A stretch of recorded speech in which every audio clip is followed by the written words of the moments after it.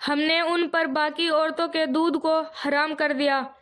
اب حضرت موسیٰ علیہ السلام دودھ نہیں پیتے تو فرعون خود پریشان ہوتا ہے کہ بچہ دودھ نہیں پیتا کیا ہوگا، لہٰذا عورتوں کو بلوایا۔ جو عورتیں آتی ہیں بچہ دودھ نہیں پیتا، اسی حال میں رات گزر گئی۔ ادھر موسیٰ علیہ السلام کی والدہ کی حالت بھی عجیب تھی۔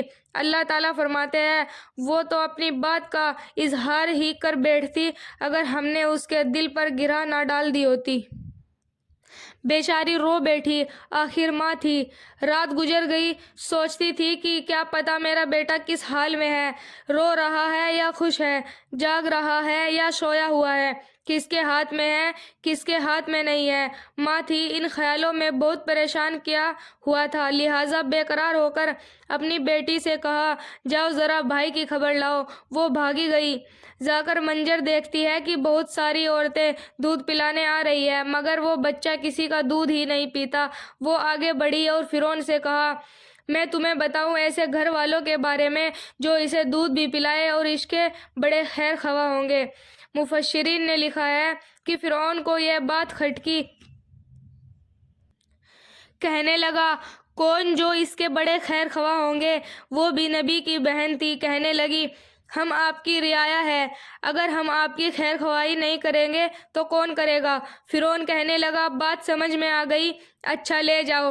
چنانچہ بہن آئی اور والدہ کو لے گئی، انہوں نے دودھ پلایا۔ جب بچے نے دودھ پی لیا تو فرعون بہت خوش ہوا، کہنے لگا بی بی اس بچے کو اپنے گھر لے جاؤ، وہاں جا کر اسے دودھ پلانا اور دودھ پلانے کی تنخواہ ہم اپنے خزانے سے بھیج دیا کریں گے۔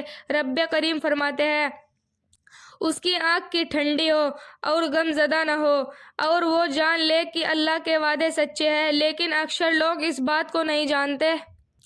دیکھا اللہ رب العزت کے وعدے کیسے سچے ہیں، اس لیے فرمایا اور کون ہے اللہ سے زیادہ سچی بات کہنے میں۔ سبحان اللہ، اللہ اس طرح اپنے نیک بندوں کی حفاظت کرتے ہیں۔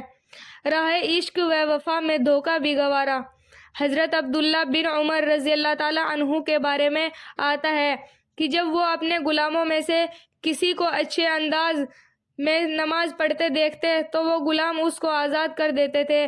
جب آہستہ آہستہ غلاموں کو پتہ چلا تو ہر غلام نے یہی طریقہ اپنا لیا، غلام اچھی طرح نماز پڑھ کر دکھا دیتے اور وہ انہیں آزاد کر دیتے۔ کسی نے کہا حضرت آپ کے غلام دکھاوا کرتے ہیں اور وہ آپ کے سامنے بنا سنوار کر نماز پڑھ لیتے ہیں اور آپ ان کو آزاد کر دیتے ہیں، وہ تو اس طرح آپ کو دھوکہ دیتے ہیں۔ اس پر عبداللہ بن عمر نے فرمایا میں اللہ کی محبت میں سچا کیسے ہو سکتا ہوں جب تک اس کی محبت میں دھوکہ نہ کھاؤں۔ عشق الہی کے 3 امتحان۔ عشق الہی کے میدان میں سیدہ ابراہیم علیہ السلام نے مضبوط قدم رکھا۔ اللہ تعالیٰ نے جب ان کو آزمایا تو وہ اس آزمائش میں کامیاب ہو گئے۔ اس طرح حقیقت کو قرآن مجید میں یوں بیان کیا گیا ہے اور یاد کرو اس وقت کو آزمایا ابراہیم کو اس کے رب نے کچھ باتوں میں اور وہ اس میں کامیاب ہوا۔ ہمارے حضرت مرشد عالم رحمۃ اللہ علیہ فرماتے ہیں کہ فتمناہن کا مطلب کیا ہے کہ وہ اس میں 100% کامیاب ہوئے۔ اب آپ کی خدمت میں ان چند باتوں کی تفصیل کرتا ہوں۔ بے جھجک کود پڑے آتش نمرود میں۔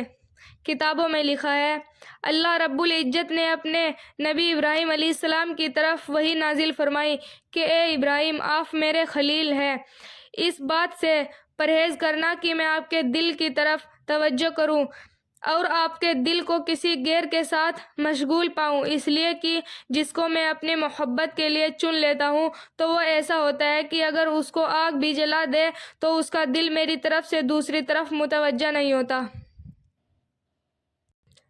لہٰذا زندگی میں وہ وقت بھی آیا جب نمرود نے آپ کو آگ میں ڈال دینے کا حکم دیا۔ تفسیروں میں اس آگ کی تفصیل بیان کی گئی۔ ان لکڑیوں کو ایک ہی وقت میں آگ لگائی گئی۔ جب ساری لکڑیاں جل گئی تو نمرود سوچنے لگا کہ حضرت ابراہیم کو آگ میں کیسے ڈالے۔ آخرکار شیطان نمرود کے پاس آیا اور اس نے سمجھایا کہ ایک جھولا بنا لیجئے اور اس میں بٹھا کر ان کو آگ میں پھینک دیجئے، اس طرح یہ آگ کے بیچ میں جا کر گر جائیں گے۔ لہٰذا جھولا بنوا لیا گیا اور آپ کو اس میں بٹھا کر پھینک دیا گیا۔ ابھی حضرت ابراہیم علیہ السلام کا جھولا ہوا میں تھا کہ فرشتے تعجب سے کہنے لگے، اے اللہ، ابراہیم کے دل میں آپ کی کتنی محبت ہے، آپ کی محبت کی وجہ سے آگ میں ڈالے جا رہے ہیں، انہوں نے اسباب کی کوئی پرواہ نہیں کی، اے اللہ ان کی مدد فرما دیجئے۔ مگر اللہ تعالیٰ نے فرشتوں کو فرمایا، تم لوگ ان کے پاس چلے جاؤ اور اپنی مدد پیش کر لو، پھر میرا خلیل قبول کر لے تو مدد کر دینا، ورنہ خلیل جانے اور خلیل کا رب جلیل جانے، کیونکہ یہ میرا اور میرے خلیل کا معاملہ ہے۔ لہٰذا فرشتوں نے ابراہیم علیہ السلام کے پاس آ کر مدد پیش کی، مگر آپ علیہ السلام نے ان کی بات سن کر فرمایا، مجھے تمہاری حاجت کوئی نہیں۔ پھر حضرت جبرائیل علیہ السلام حاضر ہوئے اور مدد پیش کی۔